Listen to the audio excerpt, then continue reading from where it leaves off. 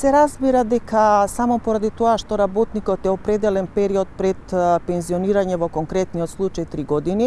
истиот не треба и не може да биде распореден на друго работно место, па дури и со понисок степен на образование, пониска плата и слично. Постојната законска регулатива дава други форми на заштита на повозрасните работници, како што е дополнителни денови за годишен одмор, како и забрана за работа на ноќе или прековремена работа без согласно работникот. Но треба да се има предвид дека работниот однос помеѓу работникот и работодавачот се уредува со договор за вработување и било каква промена на договорот за вработување треба да биде предложена од една од страните, било да се работи од страната на работодавачот, било да се работи од страна на работникот, и ова може да се